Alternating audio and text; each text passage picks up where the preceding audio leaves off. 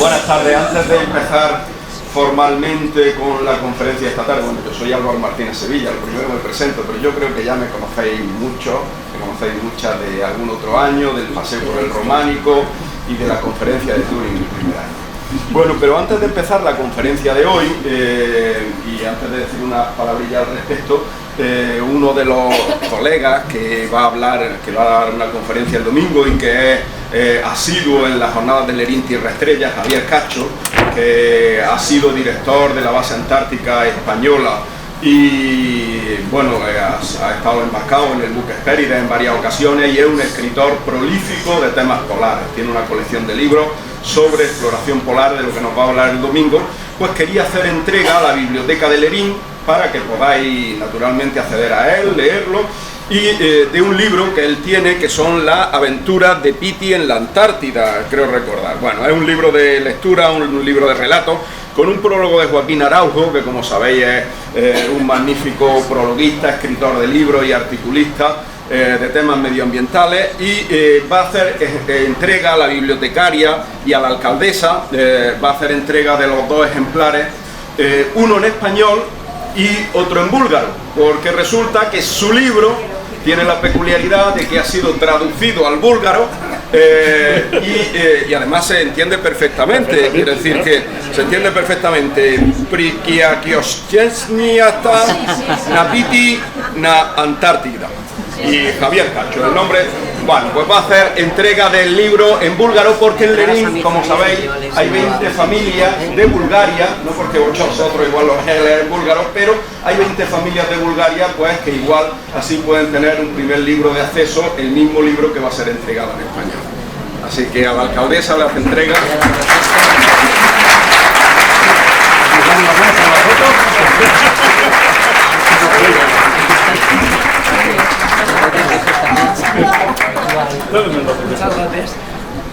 Muy bien. Y yo el domingo, que es mi hora, entonces yo puedo contar, les cuento porque se ha publicado ese libro en búlgaro y historias también de los búlgaros y de la Antártida. Hasta el domingo.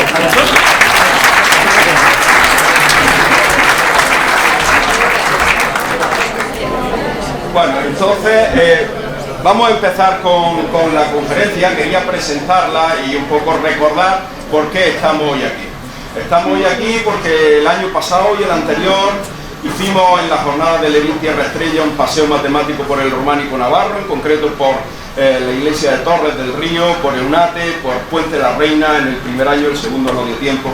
Y el año pasado, estando aquí y de manera un poco sorpresiva, la alcaldesa dijo que por qué no hacía un estudio matemático y científico de la iglesia de Lerín, de la iglesia del pueblo.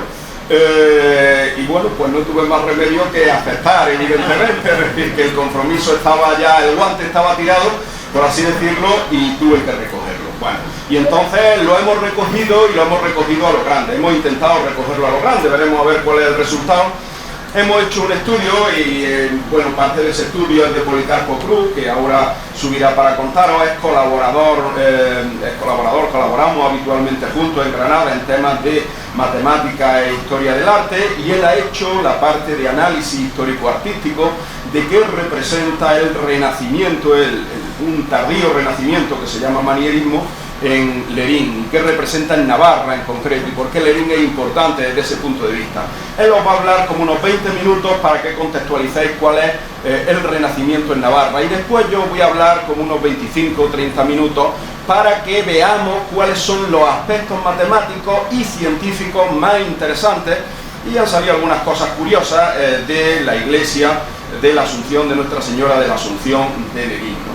Vamos a ver esos aspectos, los vamos a ver aquí porque se van a entender mejor, con planos más grandes, con imágenes más grandes y con unas capas matemáticas que he dibujado sobre algunas imágenes, se van a ver de forma más clara, y esto nos llevará aproximadamente 45 o 50 minutos, ¿de acuerdo? Esta será la parte de aquí.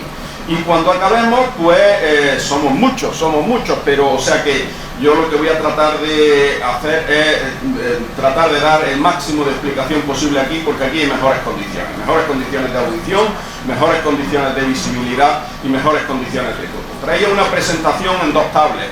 pero obviamente 2 tablets valen para un grupo de 20 personas, 10 personas por tablet, para irlo viendo, para írselo pasando, pero para 100 y pico no valen 2 tablets, de tal manera que luego nos vamos a la iglesia de la Asunción de Lerín y vamos a dar una vuelta un poco alrededor y vamos a entrar dentro para contar o que podáis apreciar, seguro que la conocéis, es más, seguro que muchos de vosotros ya tenéis una explicación histórico-artística de la iglesia de Lerín. Bueno, pero ahora la vamos a completar con esta explicación matemática y científica y vamos a explicar in situ dónde se encuentran las fotografías que vamos a mostrar aquí, y ello nos llevará pues como unos 30 o 35 minutos más.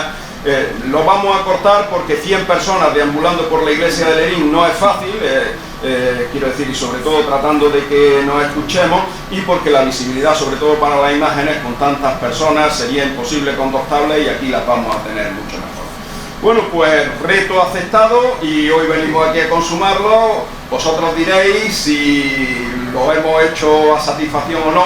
En cualquier caso, hemos puesto toda nuestra ilusión, todo nuestro empeño por tratar de aportar algo al conocimiento, a un conocimiento todavía no estudiado, todavía no analizado, ni todavía publicado, de la iglesia de Lerín.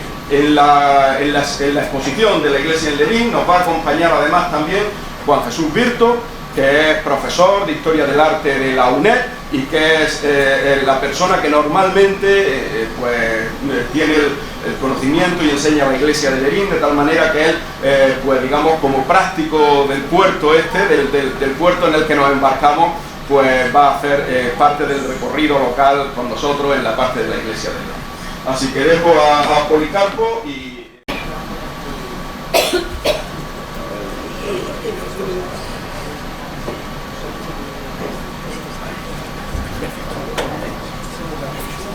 Bueno, y os dejo con Policarpo Cruz, profesor de Historia del Arte de la Universidad de Córdoba.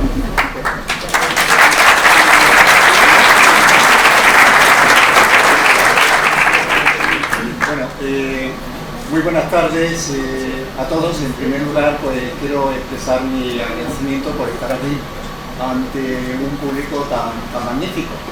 Llevo en Lerín desde el miércoles por la tarde. Y realmente pues esta visita para mí ha supuesto darle un nuevo sentido al concepto de estar en familia. Realmente me siento en familia. Muchísimas gracias. Y en ese sentido, pues la verdad es que eso me ha ayudado también a atreverme a hablar de la arquitectura religiosa en Navarra, porque venir aquí desde el sur para hablar de esto es como prácticamente es como hacer de mi ensayo una capa, ¿no? Sería bastante aventurado por mi parte, pero con tanto cariño y tanto acogimiento, pues aquí estoy y a ver qué sale. Bueno, pues efectivamente, como ha comentado Álvaro, lo que yo voy a hacer es una pequeña contextualización sobre lo que ocurre en la Navarra del siglo XVI y evidentemente también en el Lerín del siglo XVI. Hablamos del siglo XVI como una época de esplendor para una comunidad que ha conocido un románico y un gótico verdaderamente espectaculares. Y el Renacimiento no se va a quedar atrás, puesto que coincide con un momento en el que la bonanza económica, la estabilidad política, el resurgimiento de las mercaderías van a hacer posible que esta comunidad pues, tenga un extraordinario desarrollo. No hay más que pensar, por ejemplo, aquí he traído una lista de una serie de iglesias, tanto de la merindad de Estella como de la merindad de Tudela. No hay más que pensar que la mayor parte de los pueblos de la Ribera van a terminar construyendo sus iglesias a lo largo del siglo XVI. Es decir, el Renacimiento domina claramente toda esta zona de la comunidad navarra. Ahora bien, es un renacimiento un poco especial. Podríamos decir que es un renacimiento dual, porque se emplean dos lenguajes diferentes. Si nos fijamos, por ejemplo, en lo que son los espacios arquitectónicos y las cubiertas, vemos que existe una tradición muy arraigada en el mundo gótico, en el mundo medieval. No por nada, por dos razones fundamentales. Primero, por una extraordinaria serie de canteros que vienen de Navarra, pero también vienen de la Ternera, vienen de Cantabria, vienen del País Vasco, que dominan perfectamente el arte de labrar la piedra, el arte de la estereotomía. Y en segundo lugar, porque las estructuras góticas funcionaban perfectamente bien. ¿Para qué vamos a cambiar algo si resulta funcional, si resulta al mismo tiempo estético y además resulta también espiritual? Se unan esos tres factores, lo cual hace que los espacios de la mayoría de las iglesias del siglo XVI en Navarra pues se atengan fundamentalmente a dos tipos de plantas. En primer lugar, la menos frecuente, pero bastante, como pueden ver o pueden imaginar, en la iglesia de Cintruénigo, lo que llamamos la planta de salón, una estructura en la que encontramos iglesias de 3 naves, donde las 3 naves tienen exactamente la misma altura y además donde el espacio se divide mediante grandes columnas cilíndricas. Son iglesias de una enorme amplitud, son iglesias de una gran sonoridad. Esta tipología procede fundamentalmente del País Vasco, pero la vamos a encontrar en Cintruénigo, la vamos a encontrar también en Cascante, aunque la iglesia de Cascante tuvo que ser reconstruida después de la Guerra Civil, y la vamos a encontrar también en Murchán. No son muchas, pero son iglesias de un desarrollo bastante espectacular. Sin embargo, los espacios que van a dominar la arquitectura renacentista navarra van a ser espacios tradicionales de iglesias de una nave que puede tener, que va a tener normalmente capillas laterales, un crucero suficientemente desarrollado, es decir, una planta de cruz latina y una cabecera poligonal apta para la colocación de grandes retablos y para sugerir el punto focal, ¿no?, el punto espiritual al cielo. Aquí vamos a encontrar una mínima evolución a lo largo del siglo XVI. He traído algún ejemplo. Si hablamos, por ejemplo, de la pequeña iglesia de Isaba, pues encontramos como al principio del siglo XVI los arcos góticos son muy elevados, los espacios son pequeños, muy compartimentados, y las bóvedas son todavía muy sencillas, son bóvedas de crucería de poco desarrollo. Sin embargo, si nos fijamos en un ejemplo más cercano, he intentado encontrar ejemplos lo más cercanos posible al lugar en el que nos encontramos, como puede ser la parroquial de Cárcar. Ya en el segundo tercio del siglo XVI encontramos un esquema muy parecido. La planta de cruz latina se desarrolla un poco más conforme avanza el siglo XVI, es decir, los cruceros se van a hacer un poco más grandes, señalando la primacía claramente del presbiterio del altar mayor, y las bóvedas se van a hacer cada vez más complicadas, pero siguen siendo bóvedas de tradición gótica.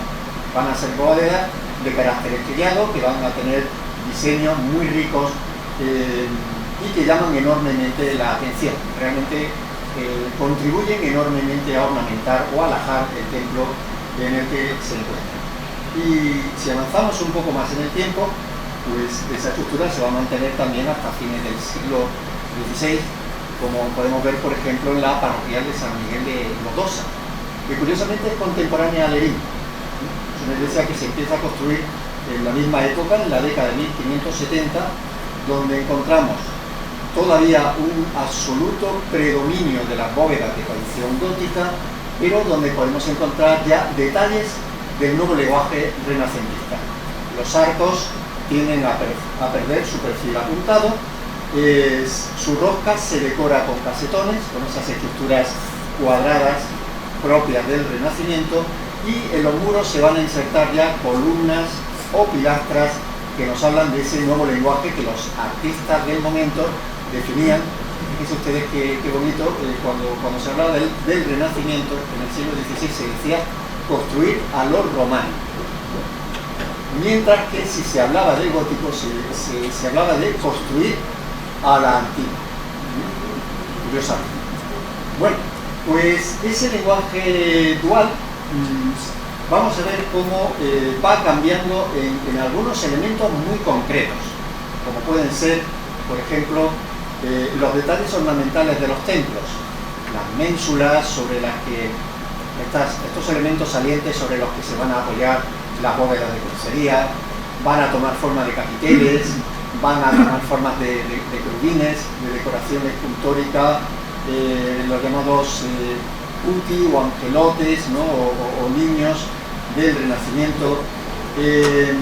Esos detalles ya van a pertenecer a un lenguaje mucho más moderno, mucho más avanzado, y curiosamente poco más, porque las portadas en principio, pensemos que cuando se hacen estos templos se hacen para comunidades bastante pobres, en el sentido de que van a necesitar muy a menudo más de 20, 30 o hasta 40 años para poder terminar el proyecto parroquial. Son todos los vecinos los que contribuyen con sus rentas, con su trabajo y con sus diezmos a construir los templos parroquiales, que son el orgullo de cada población.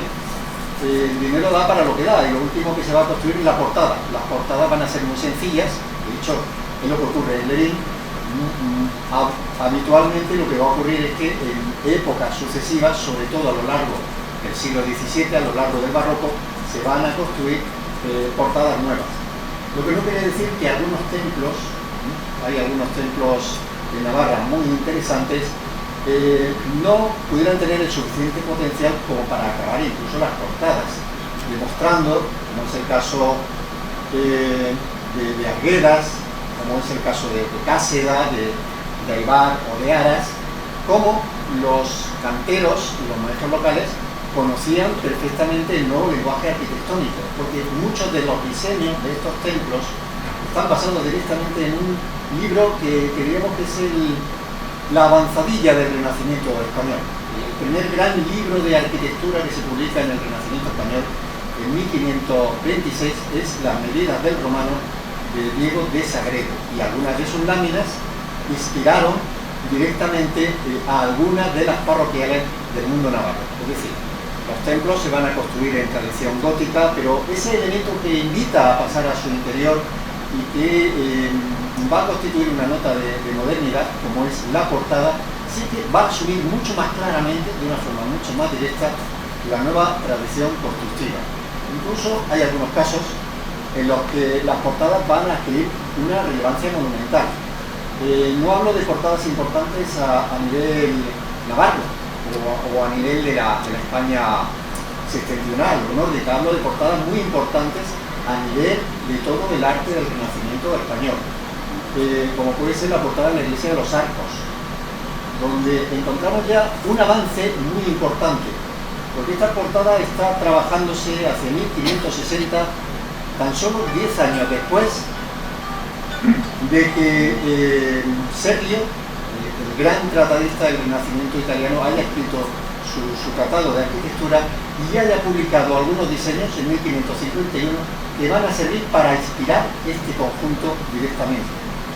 Más sorprendente es el caso de Santa María de Viana, donde lo que encontramos es directamente una inspiración en una obra de Bramante. Bramante, el gran autor del primer proyecto del Vaticano, pues bueno, él construye el famoso Misal del Belvedere en el mismo Vaticano. El proyecto de Bramante va a inspirar directamente a Santa María de Viana. Quiero llamar la atención en Santa María de Viana también porque ahí trabajan dos artistas vinculados, ya vamos a ir sembrando semillas que están vinculados a la iglesia de Lerín. Juan de Orbara, que va a ser el cantero que trabaja, el primer cantero que trabaja la ampliación de lo que es el crucero de esta iglesia parroquial, y Amador de Segura, que va a hacer un segundo diseño con Colén Musante, del que ahora hablaré muy rapidito, a partir de 1587. Es decir, los artistas de Lerín habían trabajado previamente en este diseño que es directamente, está basado directamente en el ideario del Renacimiento, del Gran Cinquecento, del Renacimiento italiano. Y una tercera y extraordinaria portada, en este caso de la capital, en Pamplona, sería la del antiguo Hospital de la Misericordia, actual portada del Museo de Bellas Artes de Pamplona, en la cual pues también algunos detalles de Serlio, es decir, algunos detalles de la más moderna tratadística arquitectónica del momento, como es la decoración con con estípites antropomorfos, es decir, con figuras humanas colocadas en los laterales de las pilastras, pues nos remiten a la vanguardia, realmente nos remiten a la vanguardia arquitectónica. Y aquí trabaja un personaje esencial que nos conduce directamente también a Lerín. Un personaje llamado Juan de Villarreal, es el cantero que traza y que labra esta portada, y que a partir del trabajo en el Hospital de la Misericordia va a obtener un cargo importantísimo. Va a ser nombrado veedor de obras del Obispado de Pamplona. Esta es una nota importantísima porque es algo que ocurre no solamente en Navarra, sino ocurre también en todas las grandes diócesis españolas a partir del Concilio de Trento. La Iglesia quiere dar una imagen de unidad, una imagen oficial, una imagen más o menos canónica de cómo debe ser un templo. De ahí que predomina a partir de ahora claramente los templos de cruz latino, va a ser el modelo que la Iglesia considera que es el más apto para transmitir el dogma católico, y lo que hace es nombrar a veedores, es decir, a arquitectos que van a trazar, pero van a visitar todas las obras, van a controlar a los canteros y van a controlar que dentro de la diócesis de Pamplona todo se haga con un cierto orden y con un cierto gusto y con un cierto estilo. Y ese personaje es Juan de Villarreal, que hace las trazas de múltiples iglesias navarras, ¿no? Por ejemplo, Caparroso, Izu, Elizondo, Sagüés, Arbanaz, etcétera, etcétera, y interviene también en la propia parroquial de Lerín. Es un arquitecto interesante porque comparte ese modo dualista de ver el arte del Renacimiento. Por ejemplo, la iglesia de Santa María de Zumárraga, él se forma en Guipúzcoa, tiene alguna obra en el País Vasco, como es este caso, pues trabaja en una iglesia columnaria, una iglesia de nave, una iglesia que se cubre con bóvedas de crucería, pero cuyo espacio ya es un espacio unitario, diáfano, amplio y proporcional. Hace lo mismo para Guipúzcoa y para Navarra que hace, por ejemplo, un Rodrigo Gil de Ontañón para las grandes catedrales de Salamanca o de Segovia, que utilizan elementos góticos, pero que realmente lo que tienen detrás es el magnífico juego de proporciones matemáticas del Renacimiento. En algunos de sus proyectos más modestos podemos ver como, en el caso de Caparroso, son iglesias de un carácter muy compacto, fuerte, manifiestan el carácter rural del entorno en el que se ubican, muy sencilla pero con un espacio muy diáfano, donde la separación entre los muros y las cubiertas está muy bien definida, pero pueden ver que Caparroso se parece muy poco a Lerín, ¿no? Caparroso se hace más o menos también en la misma época y sin embargo sigue dominando perfectamente la bóveda estrellada, la bóveda de crucería. Y aquí es donde interviene Lerín, porque Lerín va a ser una encrucijada. Es una encrucijada arquitectónica, es el punto de arranque del abandono de la tradición gótica y de la persuasión del extraordinario carácter persuasivo que tiene el lenguaje renacentista. Lerín ya es otra cosa. Cuando Juan de Villarreal llega a Lerín se encuentra una iglesia gótica, de la que ahora después en la visita veremos cómo se conserva parte de los muros y del primer tramo, el tramo del coro. Pero lo que hace es recrecerla con un estupendo, magnífico, monumental y enorme crucero. Tanto es así que realmente la parte ocupada por el crucero y la capilla mayor es más grande realmente que la propia parte de la nave de la iglesia. Esto es una idea que viene de Trento, no se la ha inventado Juan de Villarreal, es lo que la iglesia con buen tino le pide en ese momento.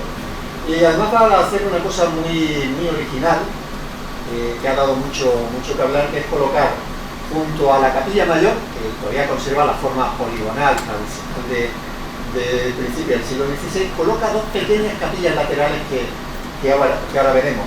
Bueno, pues esa idea proviene del Escorial.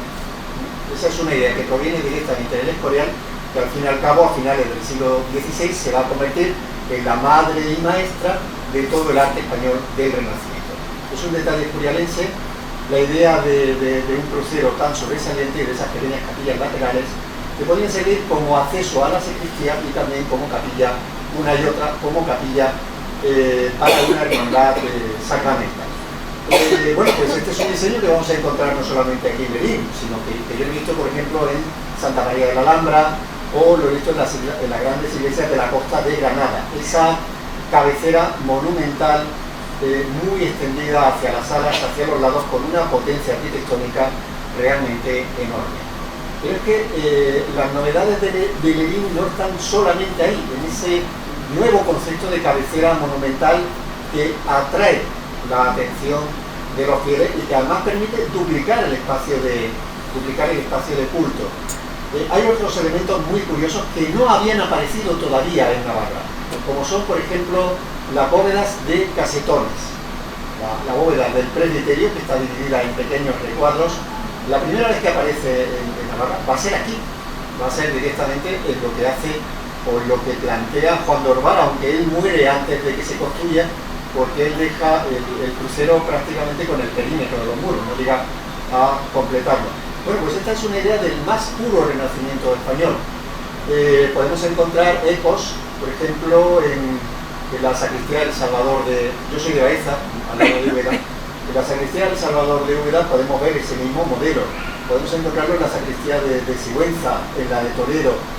Podemos encontrarlo en las grandes iglesias que los maestros más importantes del Renacimiento español, como son Siloé, Vandervira o Covarrubias, van a desarrollar en sus modelos arquitectónicos. Pero si nos fijamos en otro de los elementos más característicos y más originales de este templo, como es la bóveda, las cúpulas con casetones de las capillitas particulares junto al crucero, pues los ecos son la gran capilla mayor de la Catedral de Granada, entierro del propio Carlos V, la iglesia del Salvador de Úbeda, proyecto de entierro para uno de los personajes más importantes de todo el siglo XVI, que es don Francisco de los Cobos, secretario del propio emperador, o la gran bóveda imperial del hospital de la Santa Cruz de Toledo, realizada por Covarrubias. Eso es lo que está trayendo, eso es lo que se está trayendo en ese momento a Lerín, a finales del siglo XVI. Otra de las peculiaridades, no quiero ir lento, sino más bien quiero aprovechar que después tenemos que ir a la iglesia. La cabecera no se puede ver porque la tapa el retablo, pero detrás del retablo hay una cabecera en forma de concha, en forma de venera, un elemento que aparece, por ejemplo, en la capilla de los Reyes de la Catedral de Sevilla, un modelo óblico, que va a ser transportado directamente a Lerín y que, bueno, no podemos verlo aquí, pero lo podemos imaginar porque lo que se hace en Lerín va a influir en otras muchas iglesias de Navarra. Por ejemplo, en el proyecto de la cabecera de Ablitas no se hizo así finalmente, luego se simplificó un poquito el modelo, pero sí sobre todo en las iglesias del Valle de Elizondo, no por nada, sino porque el cantero Juan de Godoycoechea, que trabajó en Lerín, después de trabajar en Lerín, se va a trabajar al Valle de Elizondo y realiza las cabeceras de las iglesias de Ciga, Garzai o de la iglesia vasca de Lecaroz. Es decir, hay un trasvase de influencias. El clasicismo navarro empieza en Lerín y rápidamente va a pivotar en muchas direcciones y se va a extender al resto de la comunidad navarra. Lo mismo con lo que llamamos las bóvedas vaídas. Las bóvedas vaídas, que son casquetes esféricos. La primera aparición de bóveda vaída en Navarra va a estar también aquí en Lerín. Es un modelo que encontramos en las catedrales de Baeza o de Jaén, por ejemplo. Es un modelo vinculado sobre todo a Andrés de Vandervira, pero que aquí va a aparecer con mucha soltura en este templo de aquí. Y a partir de ese momento se van a ir cancelando los programas de crucería. Ahora bien, resulta bastante extraño porque otros diseños de Juan de Orbara y de Juan de Villarreal sí que tienen bóvedas de crucería. Posiblemente estas novedades se deban a que en Lerín interviene también un arquitecto formado en el Escorial, yerno de Villarreal, que es Juan Luis Musante.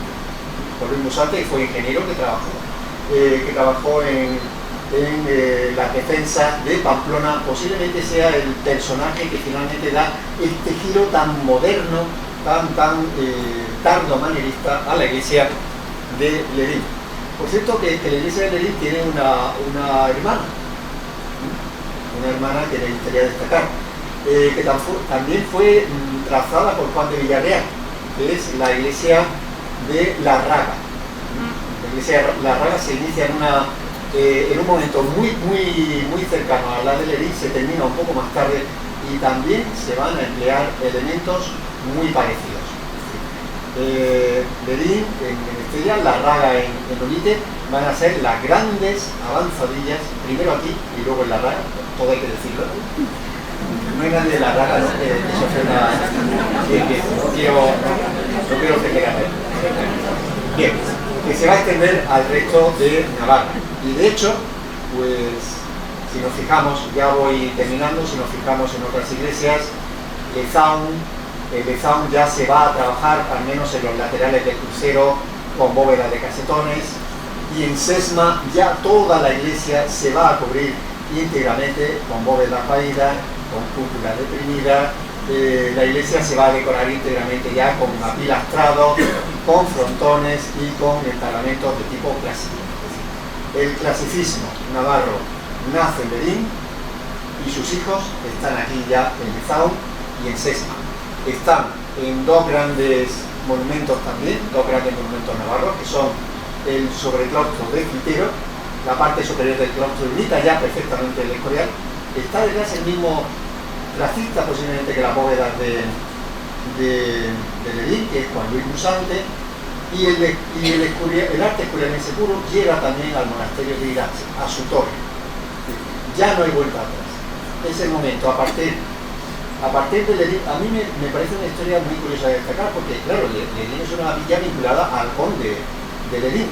Sin embargo, que Ledín tome como modelo el arte escorialense, nos está hablando de que opta por lo realengo, opta por un modelo extraño a los intereses de la tradición señorial. Es decir, hasta en eso quiere ser moderno. Es una nota de modernidad estilística, pero también es una declaración de intenciones. La villa de Ledín junto, pero al mismo tiempo frente al conde de Ledín.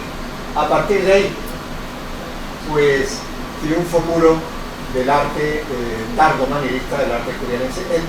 Todavía es cierto que algunas pequeñas localidades, como puede ser el caso de, bueno, yo he aprendido mucho el nombre navarro todavía, como pueden suponer, como Zurucuay, ¿no? Pues siguen todavía apegadas al gótico con cierta aprensión, ¿no? Por el nuevo estilo.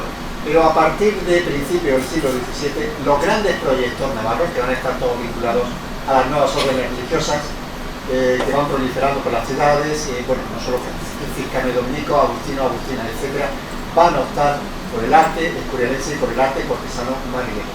Pero es algo, insisto, que nace aquí y de lo que pueden estar más que orgullosos. Muchísimas gracias.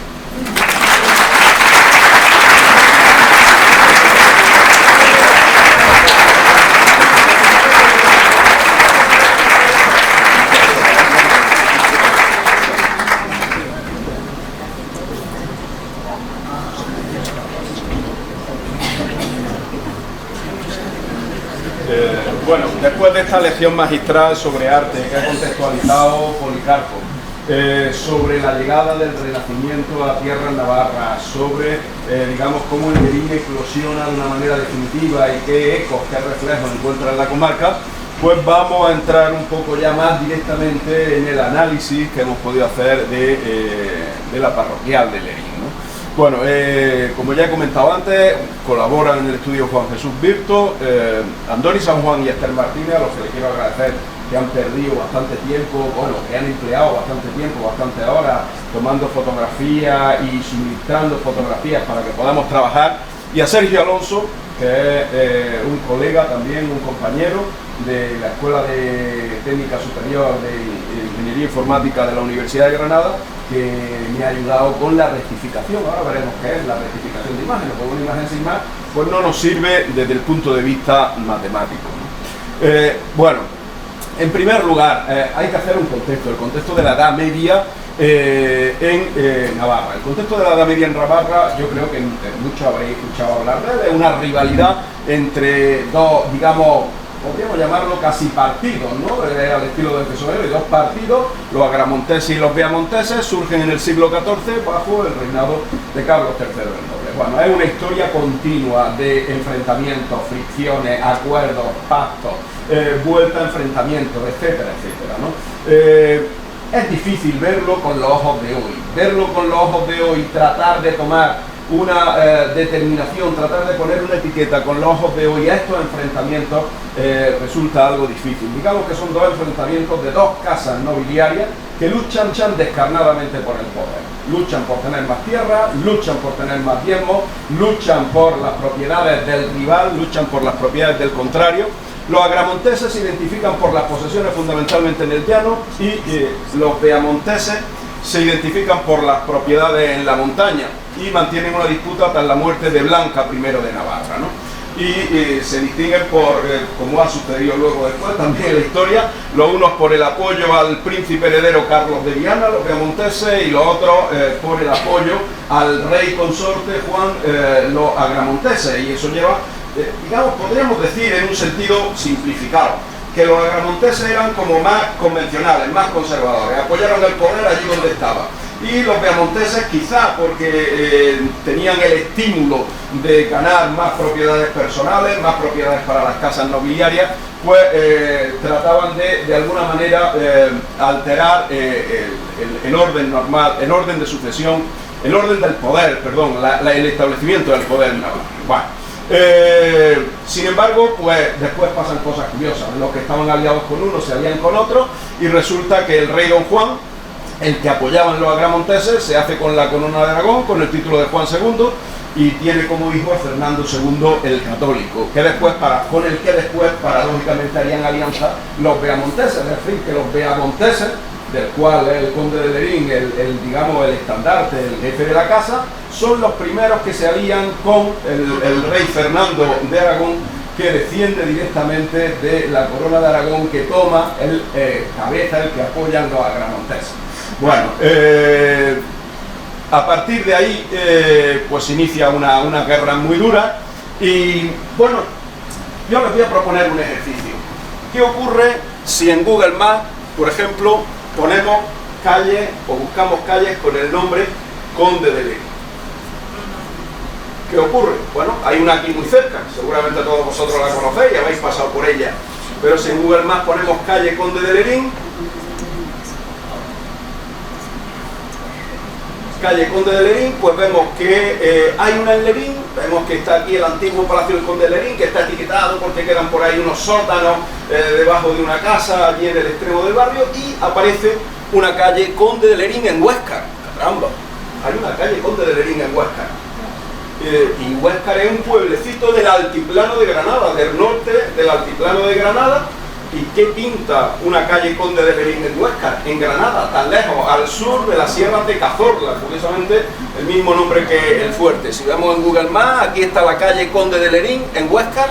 Y bueno, pues podemos movernos un poco por el mapa y podemos observar el pueblo este fantástico. Los pueblos vistos desde el aire toman la verdadera dimensión, porque a veces ve uno el urbanismo original conservado desde el aire. Por ejemplo, aquí podéis ver casas que están construidas alrededor de un patio muy pequeño, y ese patio pequeño sigue conservando probablemente la estructura de hace 5 siglos. Estos patios cuadrados, pequeñitos, probablemente conservan la estructura de hace 5 siglos. Tenían la función de aireación, tenían la función digamos, de un pequeño descanso en la casa, y muy cerca de todos estos patios pues resulta que tenemos una magnífica colegiata, que también, curiosamente, a ver por dónde estaba,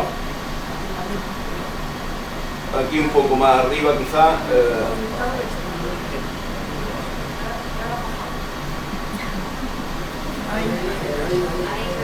aquí, la mancha verde, aquí, vamos a ponerlo directamente.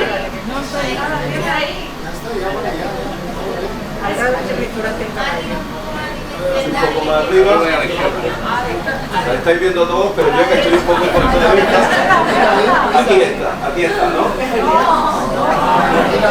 Mira la pantalla. Ahí a la izquierda. Aquí está, Colegiata de Santa María.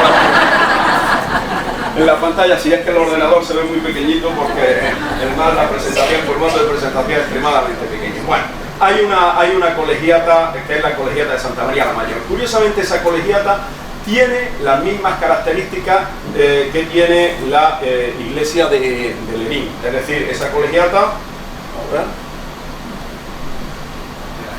digo la señal.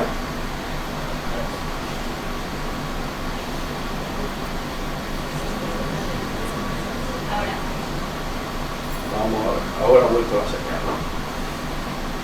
Bien, entonces decía que esa colegiata tiene las mismas características o características muy parecidas a las que tiene la iglesia de Lerín. Una colegiata que se empieza construyendo en gótico, que se completa en plateresco, que es el último gótico, el que se desarrolla bajo los reyes católicos, que tiene una gran reforma renacentista, y la gran reforma renacentista empieza justamente en la época en la que está asociado el pueblo de Huéscar al conde de Lerín. Ahora veremos cómo está asociado. Y que luego tiene una reforma barroca, es decir, una iglesia, una colegiata, la colegiata en Huéscar, que pasa por 4 fases, un templo monumental de dimensiones fabulosas, porque aspiraba a ser sede catedralicia. Dependía del arzobispado de Toledo, en Huéscar, en Granada, dependía del arzobispado de Toledo, pero aspiraba a ser sede catedralicia, ¿no? De tal manera que hay otro paralelismo más entre la colegiata de Huéscar y la iglesia de la Asunción de Lerín, ¿no? Bueno, ¿y por qué realmente hay una calle Conde de Lerín en Huéscar? La razón es la siguiente. En las fricciones que se producen entre agramonteses y beamonteses, a partir de 1495 hay un tratado entre Castilla y Navarra. Básicamente los agramonteses y los beamonteses tratan de buscarse los aliados donde pueden. Unos se buscan a los añacinos, los de Oña, otros a los gamboínos, los de Gamboa. Los agramonteses se buscan de aliados a los franceses, los beamonteses se buscan de aliados al reino de Castilla, a los castellanos. El reino de Castilla tiene sus intereses. ¿Por qué? Porque está viendo cómo surge un poder en Francia con el que va a acabar enfrentándose, con el que va a acabar midiendo las tropas imperiales españolas contra el poder francés, y quiere paso franco por Navarra para las tropas hacia el combate con el rey francés, ¿no? Mientras que los franceses, pues naturalmente quieren lo contrario y se alían con un partido que es el agramontés para tratar de bloquear ese paso. En definitiva, en ese marco de disputa, en 1495 hay un tratado entre Castilla y Navarra, por el que se acuerda el destierro a Castilla de los condes de Lerín. Se acuerda el destierro a Castilla porque las fricciones eran continuas. Un buen día se asesinaba a un hermano del conde, otro buen día resulta que se le quitaban otros palacios, el conde respondía incendiando unas tierras, es decir, fricciones continuas y de envergadura. A partir de ahí se le dan al conde de Lerín propiedades equivalentes a las que había mantenido sobre las tierras navarras. Se le dan rentas y las propiedades que mantiene Lerín, en particular el condado de Lerín, pues quedan bajo el control de la corona de Castilla. El conde de Lerín parte al destierro con los suyos, con su grupo más reducido, no sabemos, no tenemos datos, probablemente 40, 50, 100 de los más fieles, 100 de los familiares probablemente, no sabemos exactamente cuántos parten al destierro. Y en ese destierro se le concede el marquesado de Huéscar y Vélez Blanco y Vélez Rubio, y acaban recalando en Huéscar. Y en Huéscar se instalan a partir de 1495.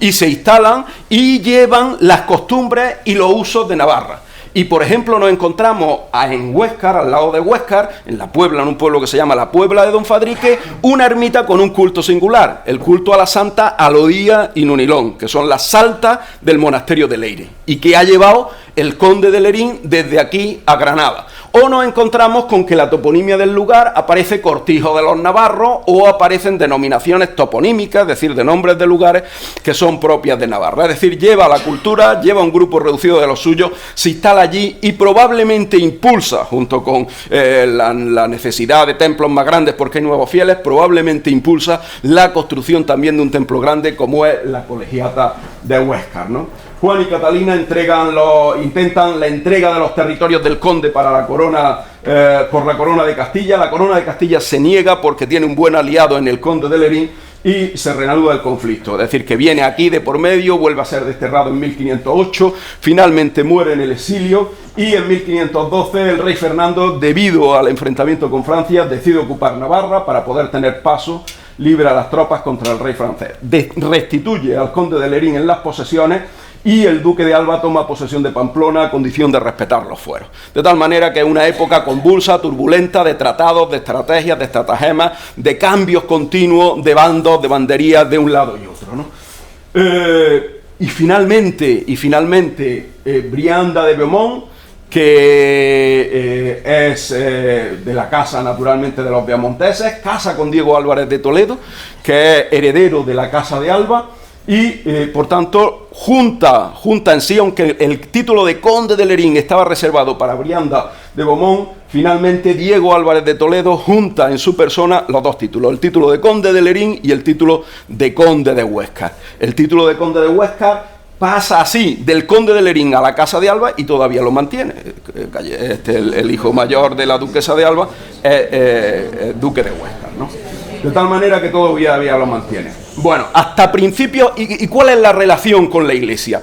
La relación es una relación de tira y afloja, porque la Iglesia es un elemento de representación simbólica y religiosa para el conde de Lerín, que mantiene un palacio en las afueras del pueblo, probablemente en los visos estos, del cual no quedan apenas restos, salvo quizá esta parte subterránea. Mantiene un palacio en las afueras del pueblo, y la Iglesia es el elemento de referencia, el elemento social, de tal manera que el conde de Lerín tiene el patrocinio de la capilla mayor de la iglesia, y tiene un sepulcro instalado en la capilla mayor de la iglesia. Por cierto, ese sepulcro tienen que desmontarlo cuando hay obras de ampliación, porque claro, si no, pues podía ser perjudicado. Se desmonta, luego se vuelve a montar, etcétera, etcétera. De tal manera que el conde de Lerín quiere ser, por así decirlo, el rectoral, el que dirige en la iglesia de Lerín, pero simultáneamente no pone fondos para la reconstrucción de la iglesia. La iglesia es reconstruida a base de los donativos de los fieles del pueblo, y por eso la iglesia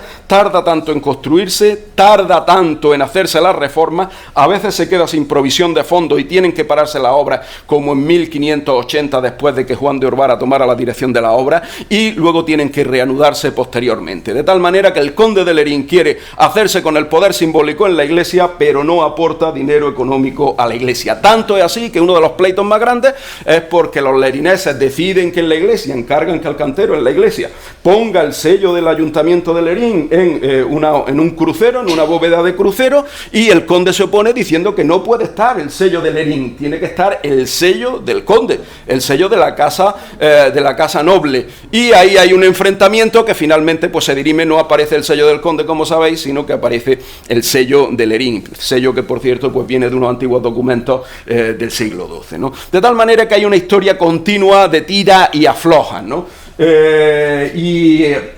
Esa historia se mantiene hasta bien entrado el siglo XIX. Se pudo ver en la capilla mayor de la iglesia de la Asunción el mausoleo de mármol y alabastro en Lerín. Estaba rodeado de 14 escudos y trofeos de guerra, entre ellos el de César Borgia, al que las tropas del conde de Lerín dieron muerte en 1507 en el campo de Viana, en una batalla en el campo de Viana, ¿no?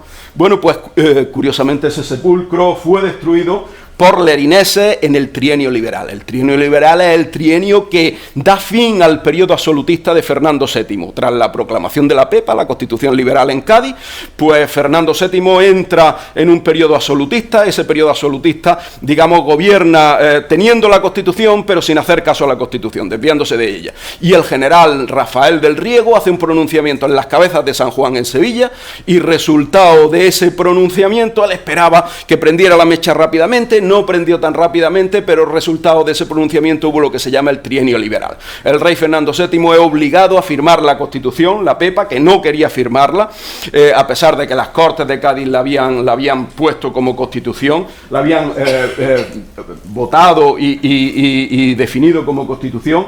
Bueno, no quiere firmar la Constitución Fernando VII, finalmente la firma, pero en cuanto puede acabar con Rafael del Riego, que muere ajusticiado en la Plaza de la Cebada en Madrid, 3 años después del levantamiento, pues empieza lo que se llama la década ominosa, es decir, la década quizás de poder peor del absolutismo de Fernando VII, el que llamaban el rey felón, ¿no? Pues por algo era, ¿no?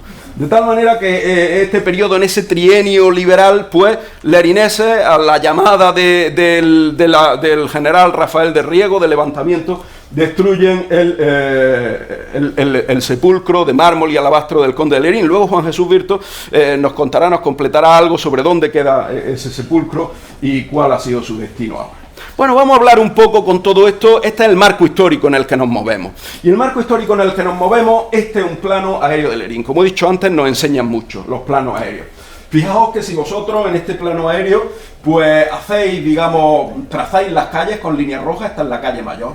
Y estas son todas las calles laterales.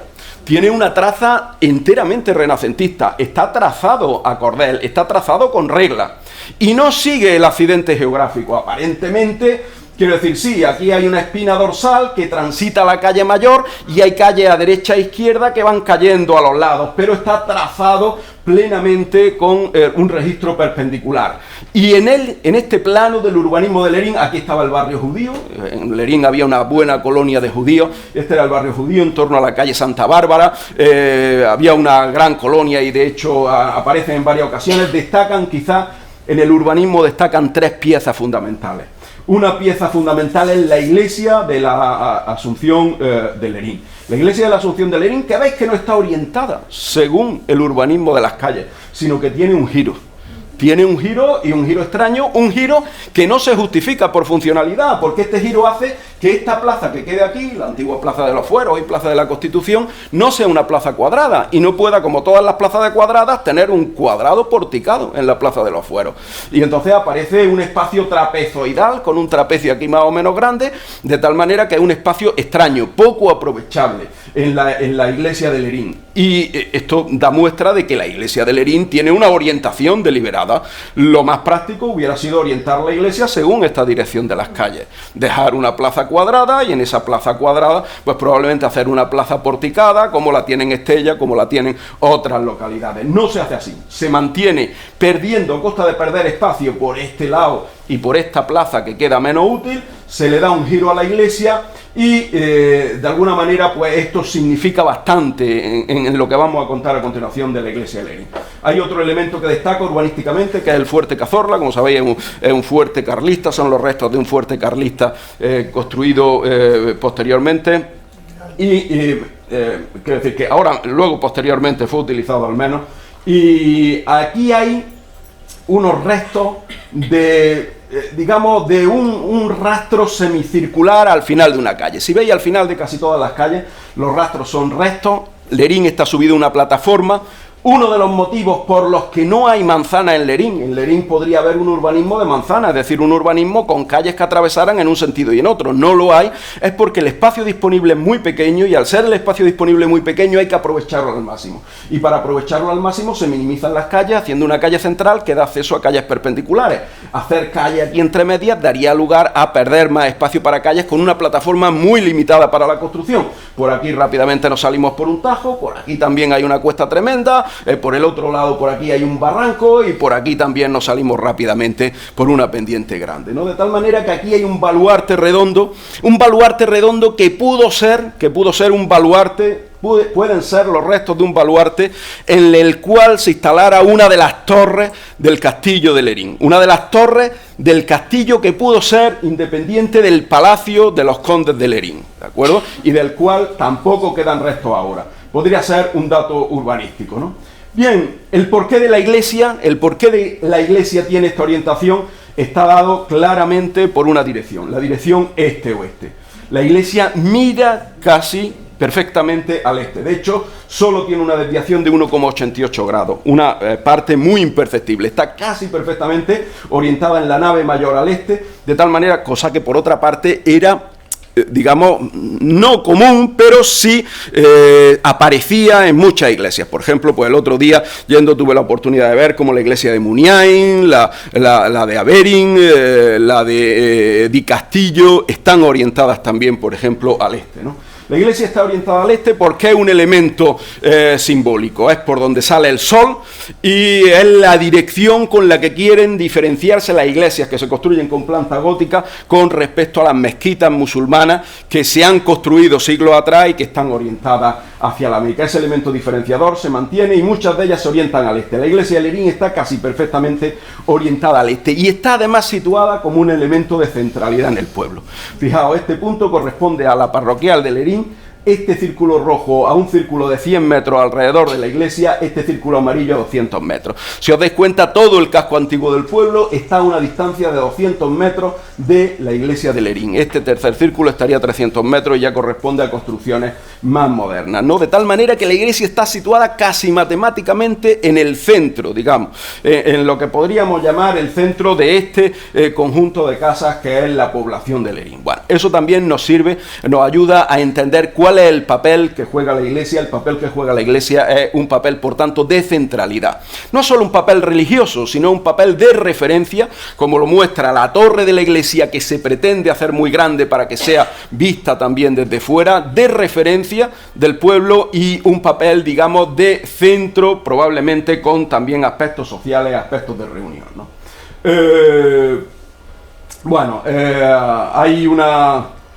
Hay una construcción superpuesta, como ha comentado antes Policarpo, es decir, la iglesia comienza la construcción en el siglo XIV en estilo gótico, del que quedan los muros perimetrales del gótico, la portada del Evangelio, que no es la que se ve delante ahora, con las columnas que ahora después veremos salomónicas, los pies de la nave cubiertos con bóvedas de crucería y un par de arcos ojivales. En 1572 se aborda la primera gran reforma renacentista.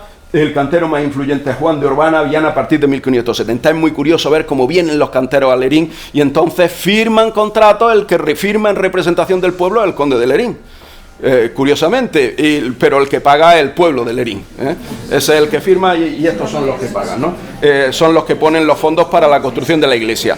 A los canteros que vienen se le otorgan una renta anual, 600 ducados, 500 ducados, 400 ducados, se utiliza derecho a pastos para las vacas y para las carretas que tiene, se le da derecho al acceso a las canteras de piedra. La piedra de la iglesia de Lerín es de las canteras del término de Baigorri, de tal manera que se le da derecho a leña, a pastos, a bueyes. Algunos de los canteros que vienen con 12, 18, 20 trabajadores, 20 albañiles, con 12 carretas de bueyes, van trasladando piedras, van usando las piedras de lo que hay construido en las sucesivas reformas, ¿no? Y bueno, pues ya ha hablado antes bastante Policarpo de un poco esta fase constructiva del Renacimiento. Juan Luis Musante, quizás la figura más señalada, formado en el manierismo italiano. De hecho, Juan Luis Musante es genovés, es de Génova, y tiene en su biblioteca los tratados de Vignola y los tratados de Palladio. Son los grandes tratados de arquitectura renacentista, y repite algunas de las fórmulas en la iglesia parroquial de Lerín: la cornisa, las ménsulas, el friso, etcétera, etcétera, ¿no?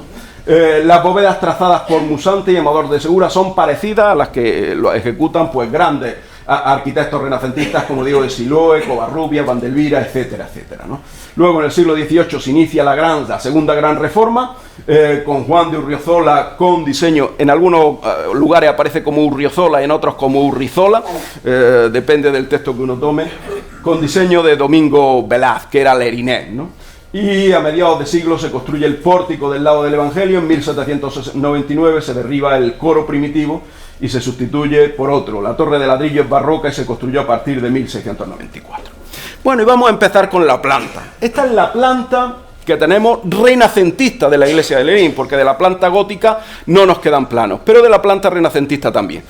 Hay que empezar todo análisis matemático de una iglesia por la planta, porque en la planta es donde se diseña la iglesia y en donde se muestra la pretensión de trascendencia de la misma. Si uno quiere trascender con la iglesia, diseña una planta proporcionada, diseña una planta ejecutada, digamos, con proporciones adecuadas, y diseña una planta que tenga o trate de dar una significación. En concreto, la planta renacentista, que está diseñada, como veis, partiendo de la nave central, que era la nave gótica.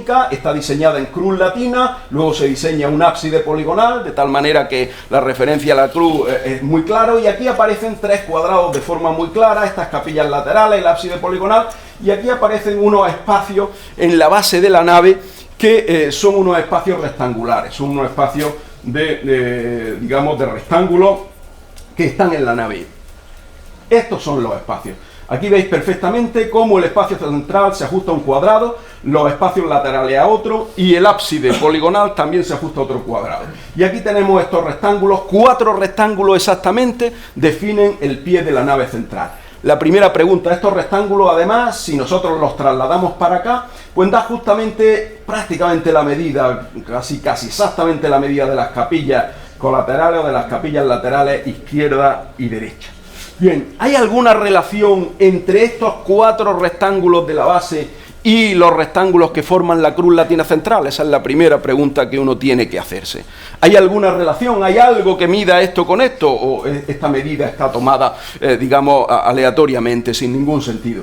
Pues sí la hay, sí la hay. Este rectángulo justamente viene dado por este dibujo. Esto es lo que se llama una proporción áurea. Seguramente, pues muchos habréis escuchado hablar de ella. De tal manera que este rectángulo es una proporción áurea, naturalmente este que es igual otra, aquí hay otra, y esta es otra proporción áurea. Y este rectángulo de proporción áurea quiere decir que el cociente entre el lado mayor y el lado menor es un número que se ha buscado desde la Grecia clásica como modelo de belleza, 1,618. Es decir, independientemente de lo que mida esto y de lo que mida esto, el cociente mide 1,6, tiene el valor de 1,618. Y además justamente el cuadrado, el lado pequeño este, define la base hasta donde se abre el ábside poligonal en la capilla mayor. Es decir, que ese cuadrado también define un espacio con sentido arquitectónico. Y esta proporción áurea es reflejo puro del Renacimiento. El Renacimiento toma la proporción áurea y la ejecuta en la parroquial de Lerín. Proviene de la Grecia clásica, está basada en tomar un cuadrado. Si este cuadrado le damos medida a este lado, le damos medida 2, a este le podemos dar medida 1. Entonces, por el teorema de Pitágoras, esto sería 2 al cuadrado, que es 4, más 1 al cuadrado, que es 1, 5. Esto sería raíz cuadrada de 5, y si esta raíz cuadrada de 5 la levanto, pues entonces aquí tendríamos raíz cuadrada de 5 de aquí hasta aquí, más un 1. Luego, la proporción áurea es 1 más raíz de 5 partido por 2. Vale, si habéis perdido no importa. Si habéis perdido no importa, yo os digo eso en decimal, es 1,618. Es decir, casi el valor dividido por 100 al que se cambiaba el euro con respecto a las pesetas.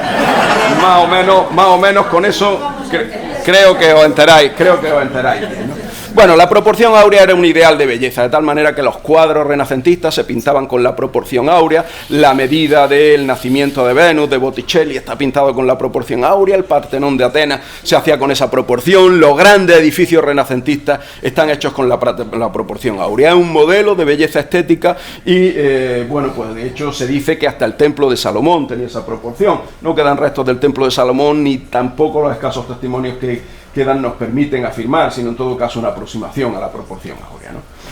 Bueno, y la planta, a partir de la planta, que es renacentista, pues podemos ir viendo la construcción que hay encima de la planta. La primera construcción es la gótica. Y aunque la iglesia de Lerín empieza construyéndose en un estilo gótico en el periodo que ya podemos calificar de pleno, de gótico pleno, sin embargo, por ejemplo, esta puerta, que es la puerta gótica que está detrás del pórtico del pintado, el pórtico de la fachada del Evangelio, ¿de acuerdo? El que está a la espalda de la puerta principal, digamos, de la iglesia, pues sin embargo este pórtico gótico veréis que recuerda mucho a los pórticos románicos. Recuerda muchísimo. Es decir, el gótico de hecho es una innovación sobre el románico donde fundamentalmente se introducen dos elementos. Uno es el arco apuntado. Los arcos no son de medio punto, sino que se apuntan en lo que se llama un arco ojival. Y segundo elemento que se introduce son las bóvedas de crucería.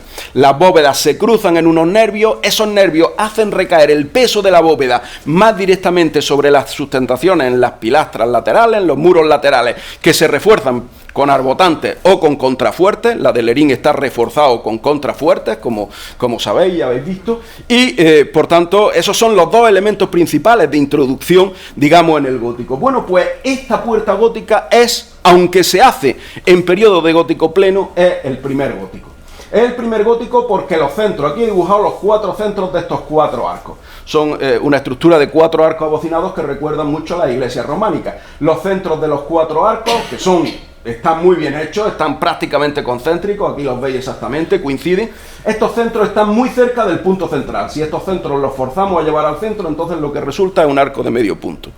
Cuando el gótico se va desarrollando, el apuntamiento de los arcos es superior. ¿Eso qué significa? Significa que los centros se van desplazando hacia los lados. En un periodo, digamos, pleno, los centros están por aquí o están por aquí, es decir, ligeramente en la línea de imposta. Y cuando el gótico se hace un gótico tardío, pues los arcos ojivales se levantan muchísimo, se levantan al cielo, y eso hace que los centros tengan que desplazarse muy lejos de la luz de la puerta, muy lejos de la línea de impostas, ¿no? De tal manera que aquí podemos ver que este gótico es del primer gótico, y curiosamente la luz de la puerta es mayor que el arranque del arco, es decir, por aquí viene la luz de la puerta, que es la anchura de la puerta.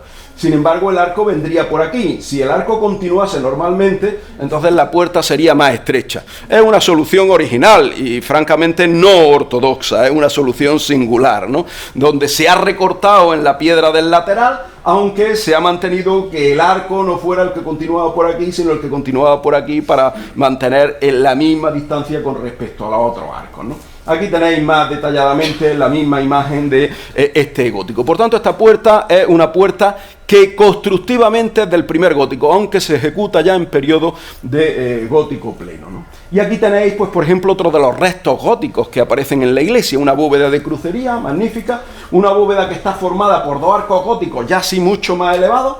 Este es un arco gótico que desarrolla en esta bóveda apuntada, cuyo nervio, cuya parte central del apuntamiento vendría por aquí, y le cruza este otro arco gótico de aquí que enlaza con este arco gótico de aquí. Al cruzarse aparecen cuatro nervaduras, cuatro aristas. Cuando uno cruza en un lado y en otro lado, esos dos cruces de bóveda apuntada, aparecen estas cuatro nervaduras que son las que se refuerzan con estas piedras para hacer descansar el peso sobre la parte aquí de las columnas, y están, digamos, rematadas por una clave central en esta bóveda gótica. Esta bóveda de crucería, por tanto, que se levanta después, claro, naturalmente, de la iglesia, sí responde ya al gótico pleno, sí responde al estilo del gótico pleno que podamos encontrarnos luego después en otros elementos. Bien, y aparecen dos ventanas muy difíciles de ver, casi mejor verlas aquí, aunque algunos de vosotros pues seguramente la habéis visto, dos ventanas muy bellamente labradas, góticas, ¿no? Esta es la ventana original, esta es la foto que me envió pues Andoni San Juan. Como veis, es muy difícil hacer sobre esta foto matemática. No, pues nada, él probablemente no tenía otra opción, porque un fotógrafo tiene que tomar desde abajo y tiene una perspectiva lógica, no puede obviarla, pero afortunadamente en informática pues tenemos soluciones para esto. Rectificamos esta imagen y la ponemos ortogonal, ¿de acuerdo? Y entonces aquí las líneas están paralelas, no convergentes, estas líneas son convergentes, aquí las líneas están paralelas y el arco está rectificado, y ya podemos hacer matemáticas sobre esa foto. Bueno, esto se puede hacer con múltiples fotos, y es lo que se llama fotogrametría, y es una técnica conocida pero compleja, requiere un software especial y requiere de 20 a 40 imágenes, y esto nosotros lo hacemos con una única imagen, que era el caso que teníamos aquí. Es decir, esto es un instrumento de batalla, un instrumento para poder hacer análisis matemático sobre las fotos, ¿no? Y entonces sobre este arco, pues fijaos, hay una serie de labrados. En concreto es un arco gótico de muy elaborada factura. Tiene centros de la ojiva muy separados, fijaos lo que os decía antes. Estos son los centros de esta ojiva y de esta ojiva. Esto ya es gótico pleno, ¿de acuerdo? Y de hecho está en las partes superiores de la iglesia. Está en las partes superiores de la iglesia, aunque no se ven desde fuera, están cegados desde fuera. Queda un pequeño remate de dos ventanas desde fuera. Se ven las piedras, se ven las dovelas en la base de la torre, y se puede acceder desde dentro en la parte alta del coro. Y entonces este arco gótico tiene aquí una rosa de 5 pétalos, inusual, una rosa de 5 pétalos también en el arte gótico, ¿no? Porque se solían poner de 4, de 6, de 8, suele ser inusual de 5 pétalos. Y aquí tiene pues un trilóbulo. El trilóbulo no son lóbulos de circunferencia, sino que son lóbulos ojivales a su vez. Es decir, veis, aquí hay un lóbulo ojival, este es el centro de esta parte, este es el centro de esta parte. Este es el centro del arco de circunferencia, que está alargado hacia abajo. Este es el centro de esta parte, de este trozo de lóbulo. Este es el centro de esta parte de trozo de lóbulo. En definitiva, una ventana gótica con un labrado fino. Esto es lo que se llama un triángulo de reloj. Un triángulo de reloj, el nombre es francés, relais, ¿no? Escrito en francés, reloj. Un triángulo equilátero en el cual se definen estas curvas, haciendo centro aquí y uniendo este vértice del triángulo con esto, y esto en cada vértice. Y ese triángulo de reloj da lugar también a un tripétalo ojival. Es una ventana muy sofisticada, es una ventana compleja, es una ventana bellísima. Es una pena que no esté a la vista afuera y que se haya cegado, y es una pena que por dentro esté esté tan oculta. Es una ventana relativamente o bastante bien ejecutada y es una ventana, digamos, muy elaborada. Las proporciones en la parte baja son de 5/4 y las proporciones en la parte alta son de 4/3. Es decir, esto con respecto a esto, el cociente es 5 y el de arriba es 3, ¿no? Aquí lo tenéis en más detalle el análisis de la ventana, ¿no? Y bueno, pues os lo dejo ahí. Ahora no podremos acercarnos porque somos muchos, pero si en alguna ocasión vosotros podéis verlo, pues podéis deleitaros con este gótico esplendoroso. Hay otra ventana gótica que tiene un trilóbulo de arco apuntado, de pequeños lóbulos apuntados, y que tiene aquí, pues aquí sí, una rosa de 4 pétalos ojivales, ¿no? No de 5, sino de 4. Esta no está tan bien ejecutada. Quiero decir que esta probablemente o el cantero no estaba en su mejor día, o igual no era el mismo, o igual cambió, o igual ya ahí se le quedaron sin fondo y no se le pagó, en fin, la renta en ducado. Además, al final veis que había quien veía la obra, etcétera, etcétera. Debía estar hecha según este triángulo equilátero, está hecha según este azul más pequeñito, que no es equilátero. Pero bueno, pues quiero decir que seguro que todos en casa tenéis un albañil que os ha hecho obra y que os ha dejado cosas así. Bueno, el casquete de 36 casetones de la cúpula, al que se refería antes Policarpo. El sotocoro, que tiene un arco escarzano. Un arco escarzano es un arco de medio punto que no llega hasta la mitad de una circunferencia, sino que normalmente se toma la base del arco como la de un triángulo equilátero que se inscribe en la circunferencia y cuyo centro de la circunferencia a su vez lo que se llama el baricentro del triángulo. En realidad el triángulo equilátero no está exactamente bien definido, el vértice tenía que estar aquí. Quiero decir, el vértice tenía que estar exactamente aquí. El vértice llega un poco más abajo, pero bueno, es, digamos, un arco escarzano, intenta ser un arco escarzano clásico, que está bordeado aquí arriba por un friso de triglifo y metopas, se retoma de la Grecia clásica, ¿veis? Y justamente este friso de triglifo y metopas, pues también tiene las proporciones clásicas. Está combinando un cuadrado en lo que se llama la metopa tiene unos resotones redondos, y el triglifo, que son 3 acanaladuras que representaban las vigas en los templos griegos, las vigas de madera que sobresalían de la construcción en los templos griegos, se representan luego por estos triglifos, tiene una proporción áurea también. Es decir, que tiene unas proporciones clásicas, siguiendo probablemente esos tratados de Vignola, esos tratados de Palladio que tenían en su biblioteca pues los tracistas, algunos de ellos pues Juan Luis Musante, que intervinieron en las reformas sucesivas de la catedral, ¿no? Aquí tenemos pues bueno, unas pilastras de rombo y cuadrado, etcétera, etcétera, ¿no? Y un alfiz aquí en el arco, pues también dado por rosetón. Bueno, y vamos a entrar quizás en alguna de las partes más interesantes de la iglesia, ¿no? Y creo que ya me estoy alargando un poco y voy a tratar de ir concluyendo, aunque me queda un poquito. Hay unas ventanas en la iglesia. Esas ventanas, algunas de ellas suelen ser abocinadas. Esto es normal. ¿Qué significa una ventana abocinada? Una ventana en forma de bocina, es decir, en forma de embudo, de tal manera que la luz que capta al exterior es más que la parte de, digamos, de hueco útil de la luz que entra al interior. Eso está destinado a captar más luz a lo largo del día. Si la ventana es recta, pues solo capta la luz directa cuando el sol incide en forma perpendicular a la ventana o desde arriba.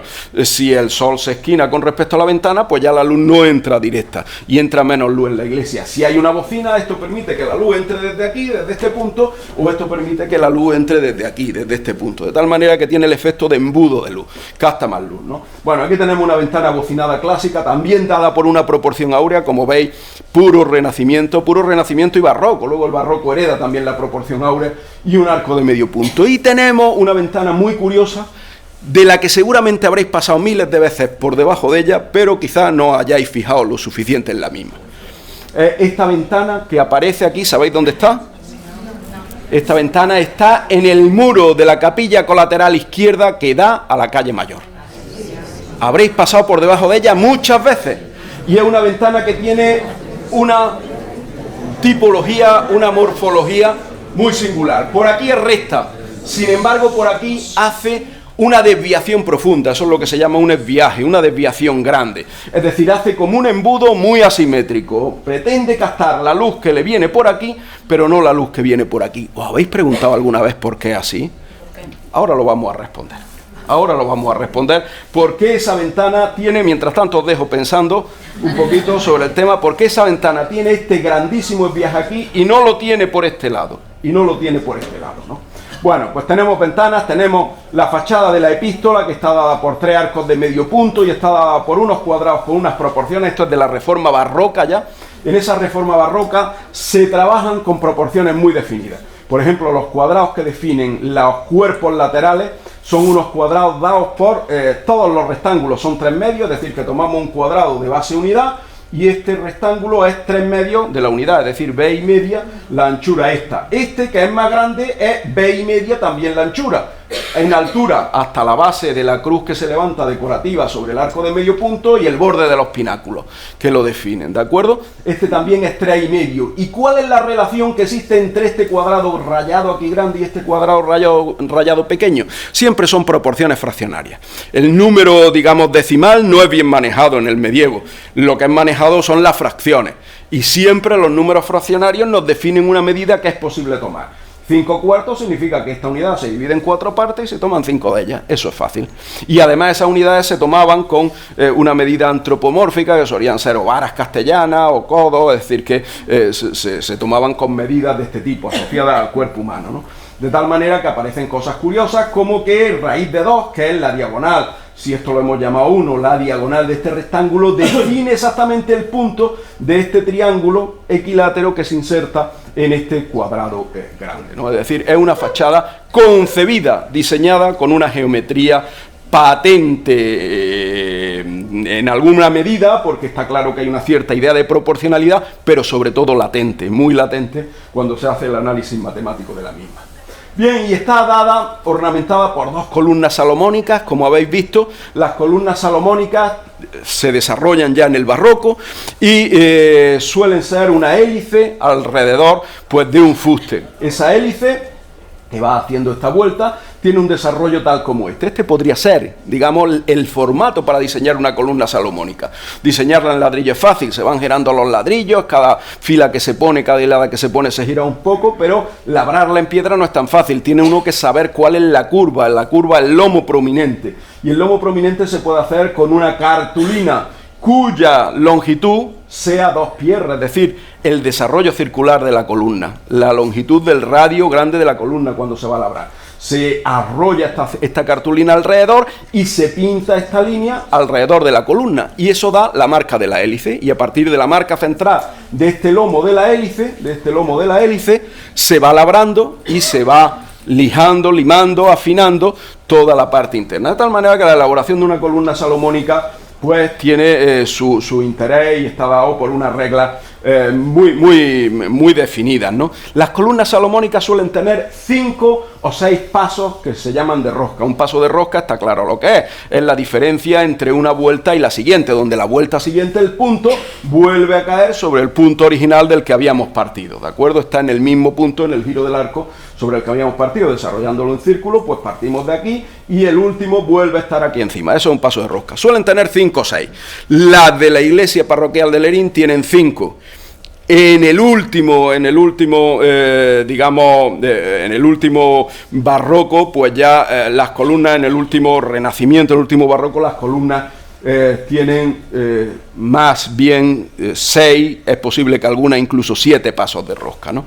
Y suelen estar adornadas con algo, con tallos vegetales, esta sabéis que tiene un adorno de una soga en la parte más interna, en la parte labrada. Esa piedra era fácil de labrar, era una piedra arenisca, limestone en inglés, una piedra arenisca muy fácil de labrar, que venía de Baigorri, como he comentado antes, pero, quiero decir, a pesar de ser fácil de labrar, pues había que ejecutar este cordón a lo largo que decoraba toda la parte central del fuste de la columna, ¿no? Y este es el pórtico del Pintado.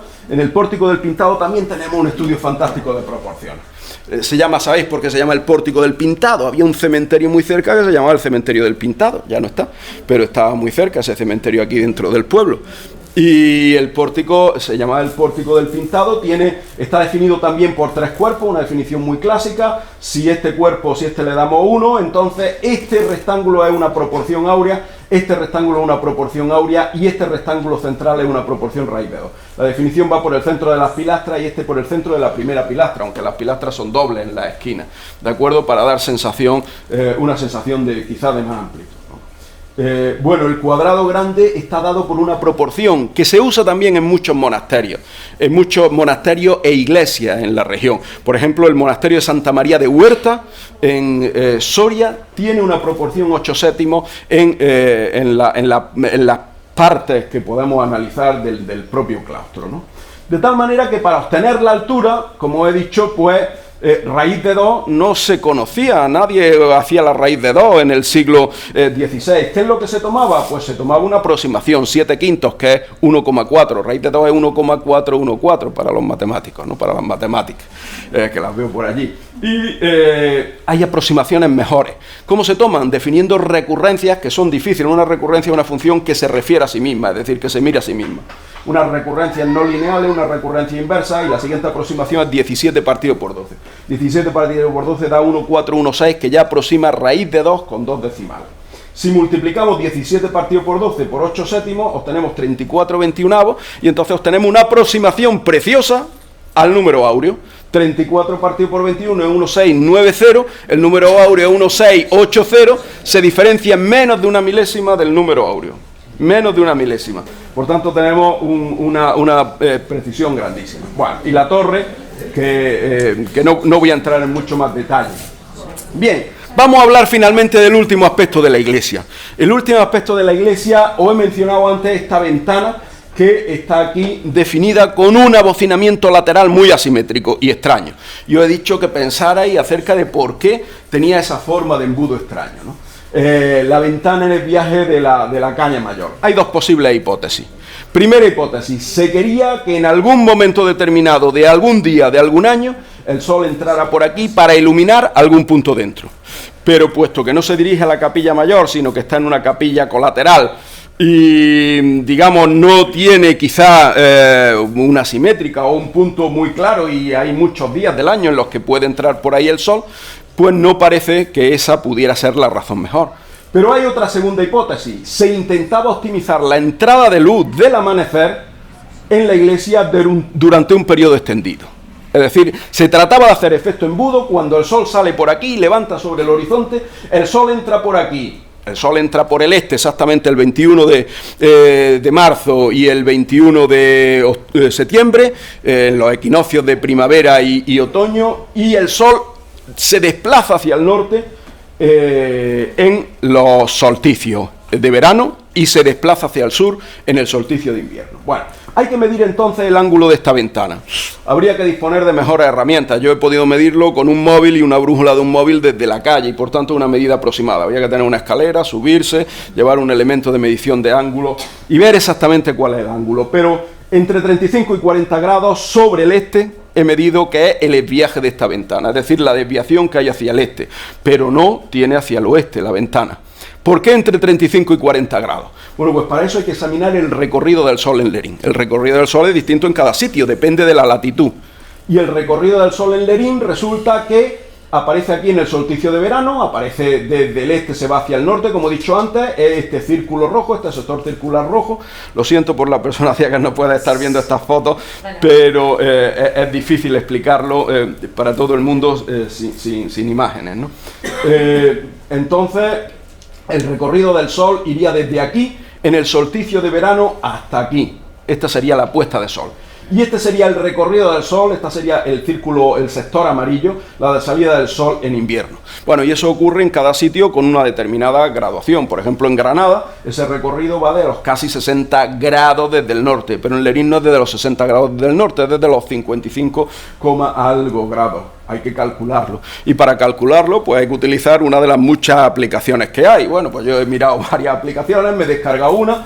Vosotros podéis hacerlo. Zoomcalc, por ejemplo, .org, después de desechar las que tenían publicidad, las que me bloqueaban, las que me llegaban a otro sitio, las que, en fin, después de desechar 5 o 6, me quedo con esta. Es simple, sencilla, se puede utilizar bien, ¿no? Y entonces hago una simulación, cojo el 21 del 6 de 2019 a las 6:30, hora solar sale perdón, UTC más 2, no es hora solar, es la hora real, la hora que tenemos, tiempo universal coordinado más 2, es decir, la hora oficial.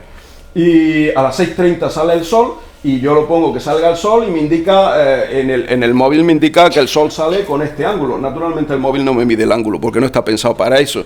Entonces yo me tomo una foto del móvil, quiero decir, me tomo una captura de pantalla del móvil, me la envío al correo, me lo paso por GeoGebra, lo analiza a 55,65 grados. Y esos son los grados con los que sale el sol. En el solsticio de verano, en el punto en el que está más al norte, es decir, el 21 de junio a las 6:30 de la mañana. Por tanto, 55,65 grados desde el este. ¿Cuántos grados tenía nuestra ventana? 35 a 40 de desviación desde el este. Por tanto, coincide justamente. Es decir, la ventana está diseñada con un ángulo exactamente para permitir que el recorrido del sol se optimice y haga efecto de embudo exactamente hasta el solsticio de invierno, y que los primeros rayos del sol de la mañana, del amanecer de la mañana, entren por esa ventana en la iglesia desde el equinoccio de primavera, desde el 21 de marzo hasta el 31 de diciembre, en donde hay entrada de sol directa, ¿no? Es decir, la iglesia está pensada, esa ventana está pensada con una orientación solar. Y a esto tenemos que añadirle que antes hemos visto que la iglesia estaba orientada al este. Vamos a terminar de completar este panorama. Sabéis que hay varios relojes de sol en la iglesia. Sabéis que hay en concreto 3 relojes de sol en la iglesia. Hay un primer reloj de sol que es este. Hay un segundo reloj de sol que es uno más pequeñito es este, el que se sitúa en esta piedra de sillar aquí. ¿Veis estas líneas apenas dibujadas? Estas líneas apenas dibujadas son del primer reloj de sol que se construyó en la iglesia. ¿Por qué la iglesia tiene 3 relojes de sol? Por varias razones básicas. La primera, porque tiene un muro orientado al sur. Y si tiene un muro orientado al sur, tenemos la mejor disposición para poner relojes de sol, porque no hay que corregir horas. Y corregir horas era complicado, puede tener cierta complicación ahora, aunque si uno tiene el programa y sabe manejarlo, no. Pero era muy complicado antes. Primero, porque tiene un muro orientado al sur, pero segundo, porque hay que entender el tiempo como un servicio comunitario. Es decir, como un servicio que se prestaba a la comunidad y que se ponía en la propia iglesia. Ya existían relojes mecánicos cuando se construyeron estos relojes de sol, pero no era fácil que un lerinés tuviera en su casa un reloj mecánico. De tal manera que se daba un reloj de este tipo. El primer reloj se hizo en una piedra de sillar. ¿Eso qué significa? Que se labró en el suelo y luego la piedra se subió según se iba recreciendo la iglesia. El gnomon estaba en este agujero. El gnomon se ha perdido, ha desaparecido. Y era un reloj tan pequeño, es difícil hasta encontrarlo en el actual reloj de sol, que probablemente los lenineses dirían: alcalde, ponnos, alcaldes que por cierto los nombraba el duque de Alba, los nombraba el duque de Alba en Lerín, en La Raga, es decir, en toda la comarca, ¿no? Bueno, pues le dirían: alcalde, ponnos un reloj mejor porque este no se ve ni para atrás, ¿no? Es decir que probablemente los vecinos, este reloj tiene una peculiaridad: es el primer reloj con fecha datado de relojes de sol en Navarra. Y la fecha aparece aquí, 1, 5, 7, 6, y aquí aparece el mes de junio. De tal manera que este reloj está fechado en junio de 1576. ¿De acuerdo? Pero no se ve, y probablemente pocos meses, pocos años después, pero en el entorno de la construcción de este primer reloj de sol en el sillar, se hace un segundo reloj en la pared, que todavía conserva el gnomon, aunque desafortunadamente el gnomon está curvado. Tiene una parte recta, pero tiene otra parte curvada, por tanto no puede uno pensar en el final de la varilla para ver la marca de la hora, sino que tiene que pensar en la primera parte de la varilla, porque el extremo final está oxidado y un poco curvado. Bueno, entonces tiene aquí este reloj que da la hora desde las 6 de la mañana a las 6 de la tarde, marcaba hora solar, ¿de acuerdo? Esto, por tanto, en el equinoccio de primavera, es lo que un reloj de tiempo medio, y tiene aquí una distribución de horas con distintos ángulos según las horas que se vayan aceptando, según las horas que vayan recorriendo, ¿no? Este reloj también es del siglo XVI. Este es del siglo XVI, y hay un tercer reloj que es del siglo XVIII. Es un reloj de tipo en una losa de piedra. Esa losa de piedra está metida en un marco de hierro, y ese marco de hierro está cogido a la pared y también está puesto sobre el contrafuerte de la iglesia y perfectamente orientado al sur. Y ese reloj tiene la peculiaridad de que tiene marcas horarias cada media hora: las 6, 6 y media, 7, 7 y media, 8, 8 y media, 9. Tiene marcas horarias cada media hora, es decir, intenta ser de más precisión. Está situado sobre uno de los contrafuertes del crucero y está labrado en piedra separada. Bien, ¿cómo se definían, vamos a analizar estos relojes de sol, vamos a analizar cómo de precisos eran. Os voy a dar el resultado para evitaros el cálculo y porque ya es un poco tarde. ¿Cómo se construye un reloj de sol vertical? Bueno, pues hay que tomar un gnomon o una varilla que sea paralela al eje de la Tierra, al eje de rotación de la Tierra. Y la proyección, para que las horas resulten iguales, tiene que ser en un plano paralelo a esa varilla. Si es paralelo al eje de la Tierra, el plano paralelo tiene que ser paralelo al plano del ecuador. De tal manera que si yo hago la proyección con una varilla paralela al eje de la Tierra y lo proyecto en un plano paralelo al ecuador, pues no hay ningún problema, las horas todas vienen definidas, si son 12 horas, por el mismo sector circular. 12 horas, 180 grados, dividido entre 12, 15 grados cada hora 15 grados exactamente. ¿De acuerdo? Y eso es lo que se llama un reloj de sol ecuatorial. Pero claro, este reloj de sol es un reloj de sol de pared. Es un reloj de sol de pared. El gnomon tiene que ser perpendicular, paralelo al eje de la Tierra. Y para que el gnomon, el estilo, la varilla, sea paralela al eje de la Tierra, entonces resulta que tenemos que tener la declinación del lugar, lo que viene siendo la latitud del lugar, para darle ese ángulo al reloj de sol, ¿no? Bueno, pues hay una ecuación, que es la ecuación de que la tangente de las horas horarias del reloj vertical tiene que ser la tangente de las marcas horarias del reloj ecuatorial por el coseno de la latitud. Y eso dice que el reloj que se construye para Lerín no es el que se construye para Tudela ni el que se construye para Pamplona. Son distintos, porque depende de la altura del sol en el horizonte para estos sitios, ¿no? Bueno, y con esa ecuación pues hay que hacer ahí unas cuentas, unos cálculos. Este sería el reloj de sol ideal para Lerín. Este sería el reloj de sol preciso para la latitud de Lerín, teniendo en cuenta que estamos situados a 1,80 y tantos grados del meridiano de Greenwich. Eso significa 1,80 y tantos grados, significa que cuando el sol sale por el meridiano de Greenwich todavía tarda 8 minutos en llegar a Lerín. Y esos 8 minutos, por tanto, es un retraso añadido. ¿De acuerdo? Bueno, pues si analizamos, estos serían los ángulos del reloj de sol del siglo XVI.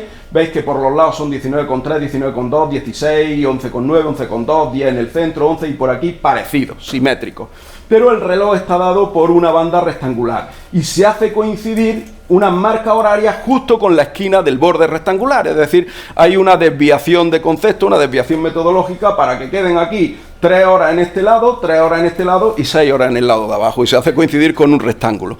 En realidad, el reloj de sol ideal, veis que las marcas horarias no coinciden en un cuadrado, no coinciden con ese punto. ¿De acuerdo? No coinciden. Por tanto, ahí hay una desviación conceptual que trata de ampliarlo, que trata de ajustarlo de alguna manera, pero que da lugar a errores. El reloj de sol de marco metálico es más preciso y está mucho más parecido a un cuadrado, pero en realidad se alarga el cuadrado de nuevo para que coincidan con 4 marcas horarias aquí, 4 marcas en un lado y 4 marcas en el otro, es decir, 4 por 3, 12 en los 3 lados de marcas horarias. Es decir, de nuevo se define un rectángulo aquí un poco más grande que el cuadrado para el reloj de sol. Y tiene esta diferencia, fijaos que la anterior era 19,3, 19,2, este es 19,5, 14,9, 15,9, es decir, curiosamente debían ir descendiendo todas hacia el centro, estas 14,9, 15,9, 14,2 debían ir descendiendo y no descienden, ¿no? Hay algunas en las que aumentan, pero en general es más preciso.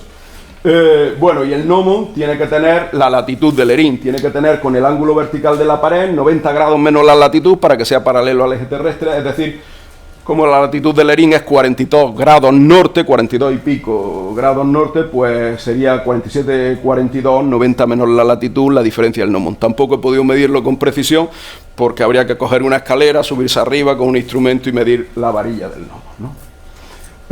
Y a todo esto hay que añadir 1,2 horas. Bueno, pues he hecho un análisis de la precisión del reloj de sol ideal, del reloj de sol, bueno, el ideal, la precisión, es decir, la diferencia es 0. ¿Cómo he hecho el análisis? Haciendo la diferencia, la suma de las diferencias de cada uno de los relojes de sol con el ideal. Si hacemos esta suma de las diferencias, pues vemos que en el reloj del siglo XVI hay casi 7 grados de diferencia en la mitad del reloj, por tanto 14 grados de diferencia en el reloj entero. Eso significa 14 grados una hora. No significa que atrase una hora a lo largo del día. Al final del día el reloj acaba sincronizándose. Significa que la diferencia horaria de las diferentes marcas de las sucesivas horas acaba sumando una hora, si consideramos esa diferencia. Y el reloj de sol del siglo XVIII solo tiene 3,2 grados, es decir, aproximadamente algo menos de media hora.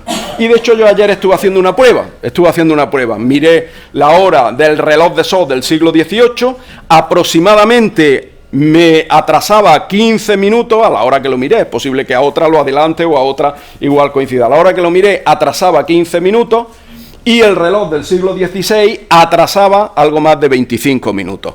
Cuidado, en el reloj del siglo XVI hay que mirar el gnomon recto, la parte recta y no la parte final de la varilla, que está curvada y que por tanto nos da la indicación correcta. Por tanto tenemos 3 relojes de sol con una precisión aceptable, el del siglo XVI, muy notable el del siglo XVIII.